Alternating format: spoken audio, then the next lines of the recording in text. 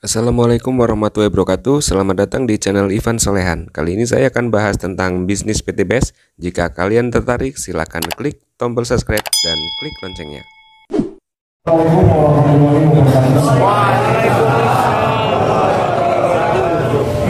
Saya perkenalkan dulu, nama saya Pak Suma. Saya asal dari Sangir Talaut, Pak. Sangir Talaut itu Sulawesi Utara, jadi paling kecil, pulau kecil. Jadi kalau orang bilang, suka bilang itu apa? Sangir Talaut.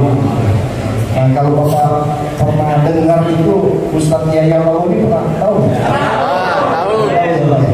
Pernah ikutin. Itu dari sana, Pak, dari Sangir Talaut. Ya, kebetulan umur beda cuma 4 tahun, dia 54, saya 58. Mudah dia berarti. Dahsyat.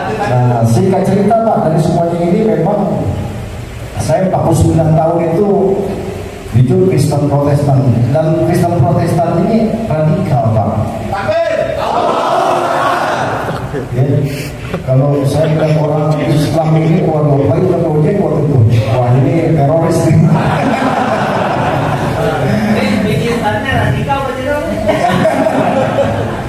Jadi singkat cerita, Pak, saya sudah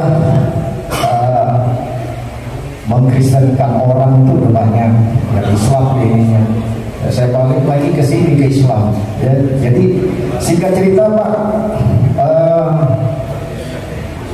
dengan latar belakang saya 49 tahun jadi Kristen Protestan ini nggak gampang, Pak, karena saya punya bapak, ibu semua meninggal, tapi majelis jemaat.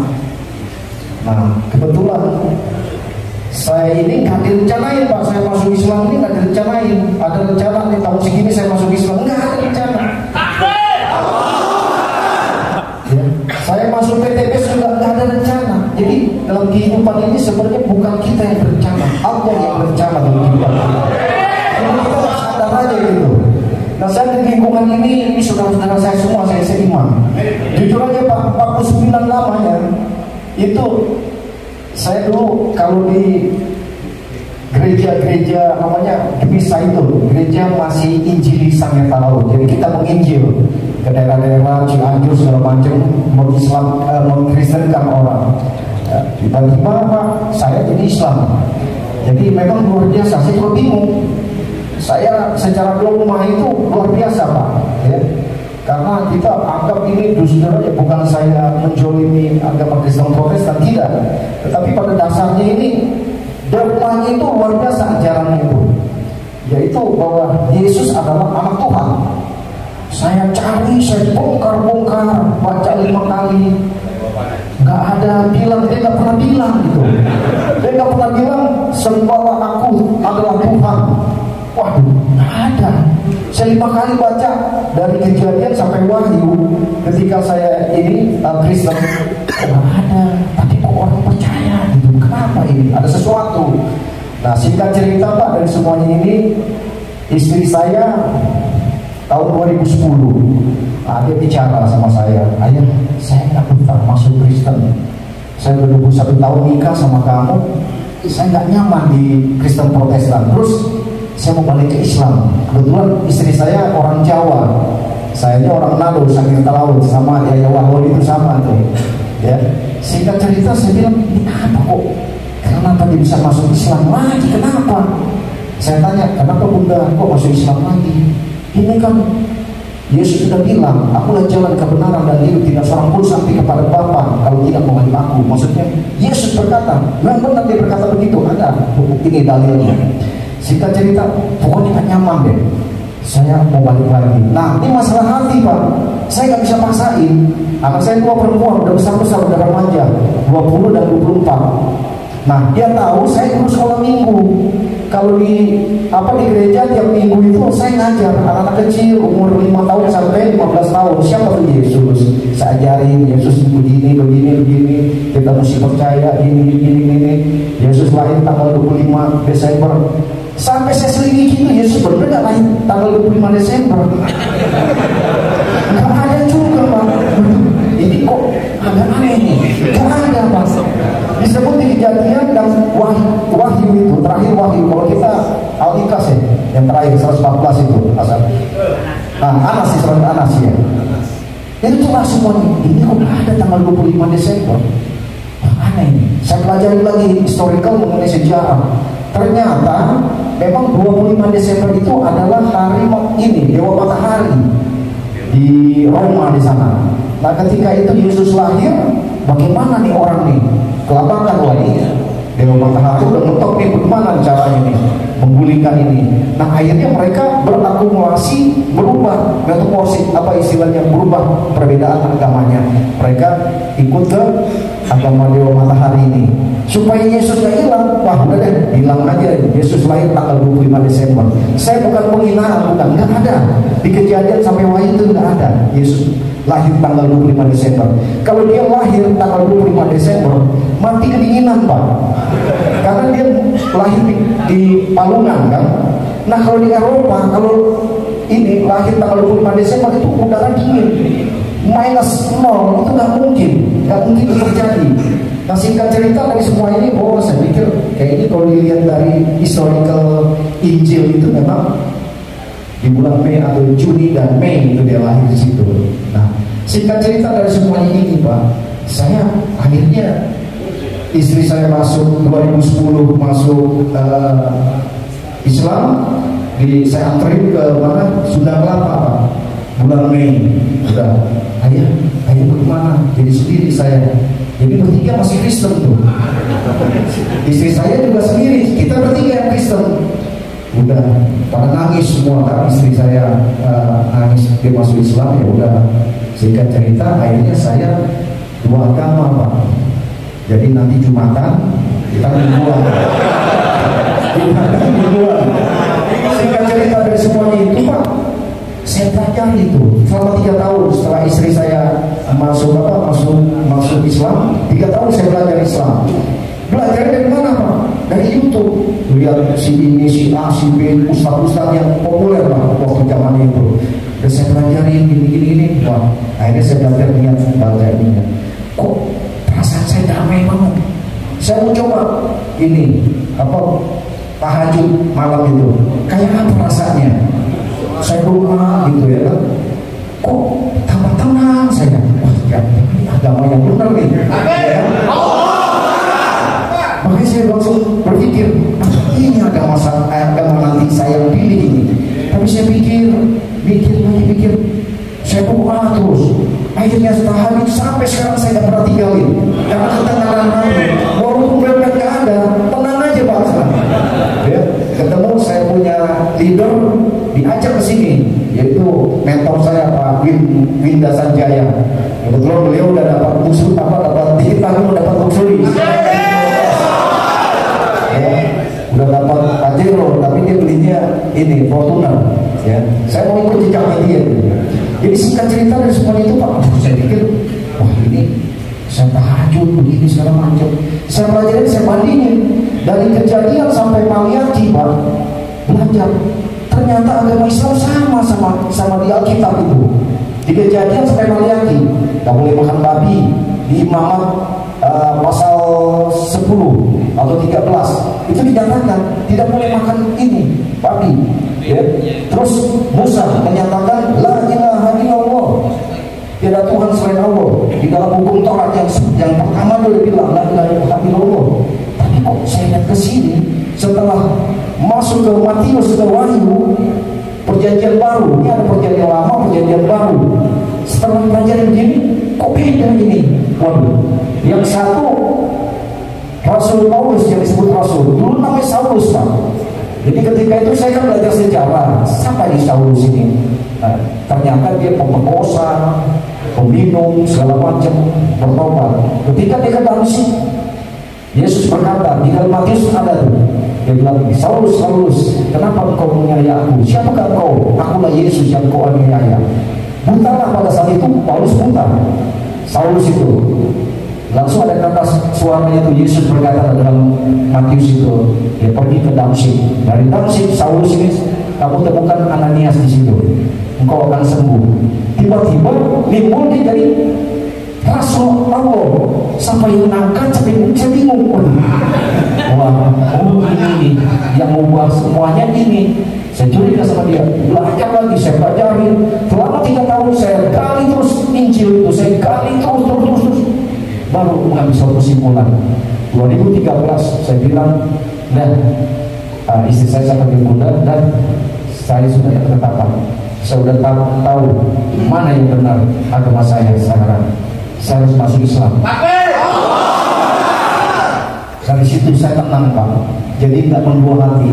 Tapi setelah masuk Islam Pak, Masya Allah, saya di ijab kabul masuk Islamnya di Sunda Kelapa Pak, 2013 tanggal 27 April pada saat itu. Yang Islamin saya itu pendeta juga Pak, namanya Muhammad Anwar.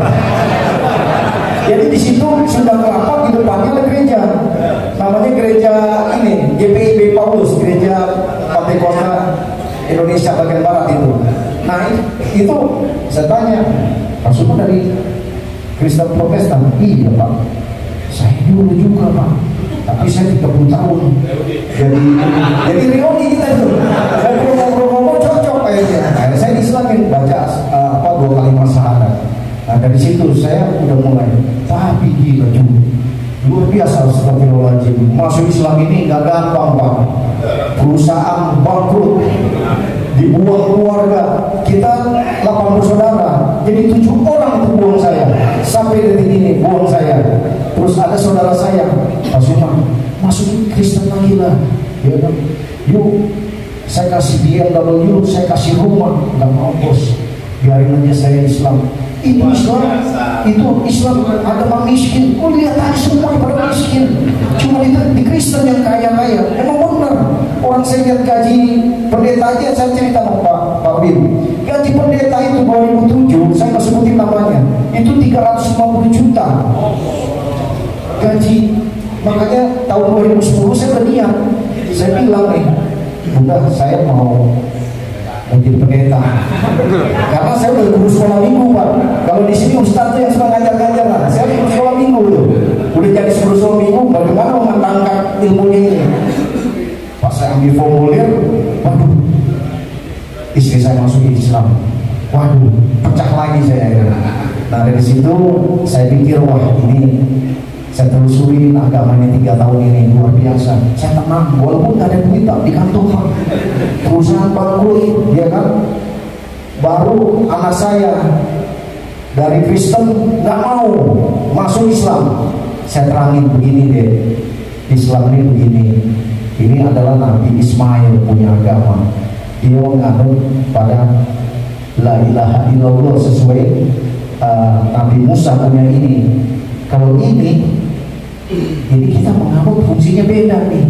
Kalau kita bilang Yesus sebagai Tuhan, coba kamu baca dari Kejadian sampai Wahyu. Saya bilang sama anak saya, ada nggak Yesus berkata, akulah sembahlah akulah Tuhan? Ya.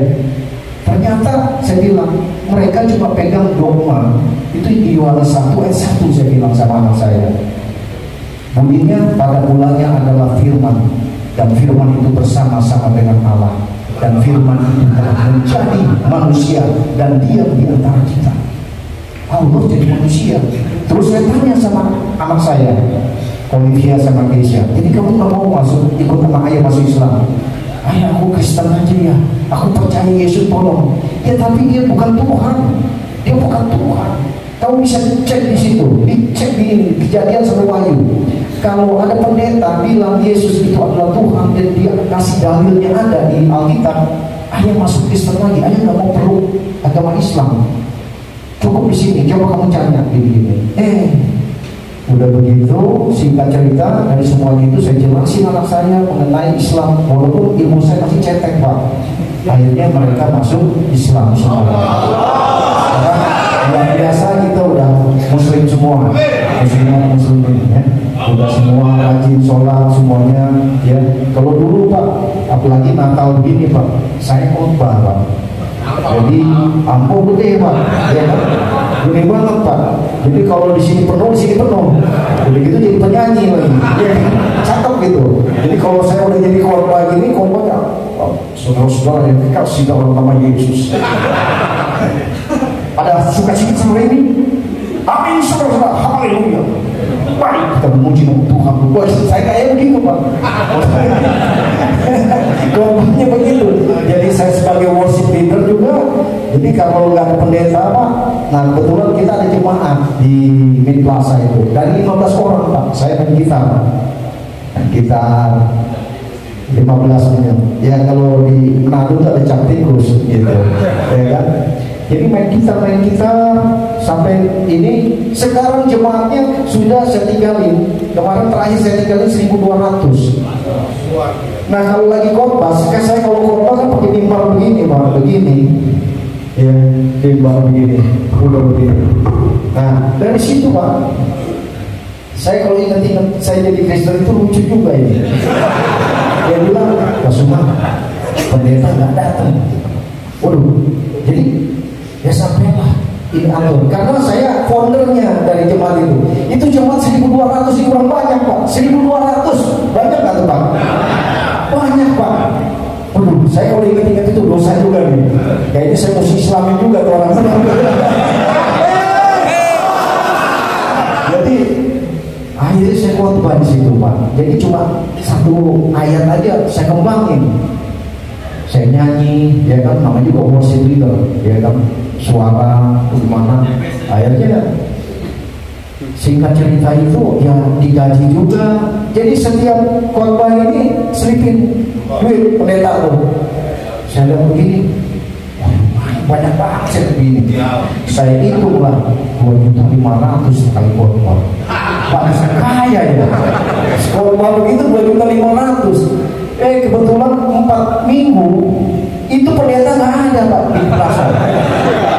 Jadi 10 juta. Saya dapat gaji lagi di Mid Plaza itu, ya kan, gajinya kecil, Pak, cuma 500.000.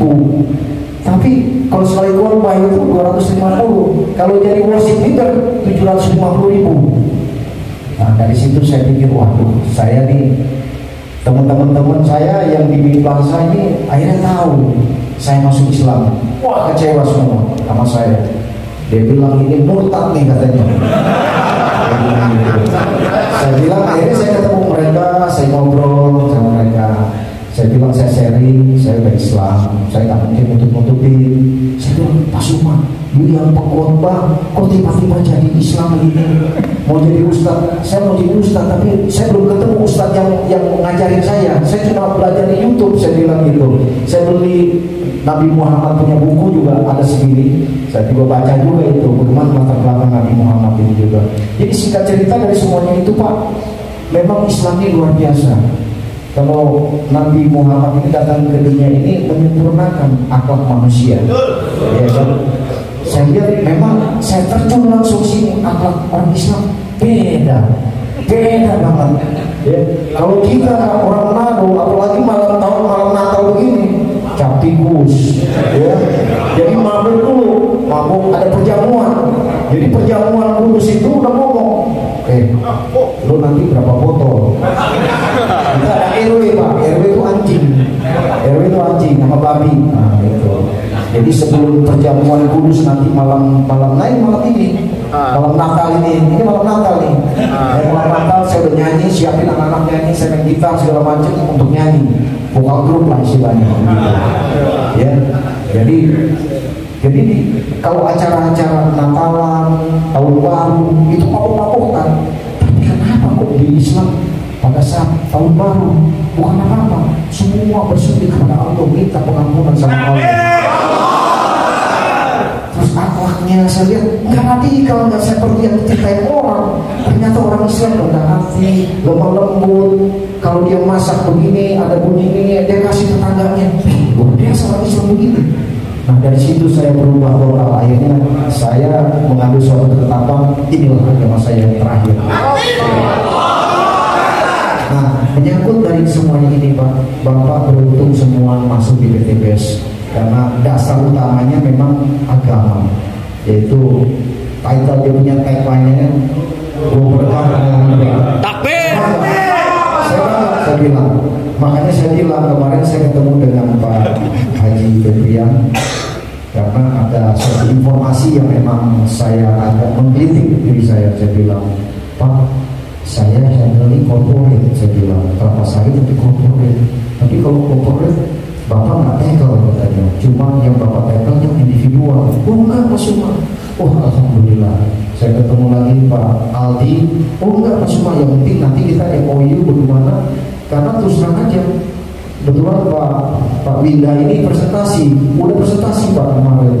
Ya udah presentasi. Saya bilang Pak Winda mudah-mudahan di acara SLC ini spiritual apa namanya? Ya, itu kita dapat keberkahan ini. Mudah-mudahan usaha saya mempermudah gitu ya. Saya bilang ini saya hitung namanya manusia kan hitung-hitungan Pak kalau ini. Nah, saya tanya sama bos saya, ini berapa biaya pupuknya 1 tahun? Kalau pakai Pasuma punya kilo Sulawesi PTBS 24 miliar. 24 miliar. 20% kan milik saya di situ. Berarti 4,8 miliar. Cuma modal macul doang. Saya merinding itu. Saya bilang, Pak Wina, terima kasih Pak Wina udah ini. Nah kemarin udah tes testimoni, dia punya lahan tuh 6.120 hektar. Nah yang lain yang saya bilang ini, wah kalau saya memang individual saya belum sentuh Pak. Saya yang balap yang gede-gede aja dulu nih gitu. Itulah yang saya bisa refleksikan kepada bapak-bapak mengenai pengalaman yang religius ini. Buat pengalaman saya ini saya ceritakan kepada bapak-bapak. Mudah-mudahan ini menjadi ketetapan imam bapak semua memegang agama yang luar biasa. Ini agama yang luar biasa dan pakai logika. Ya, kalau kita memang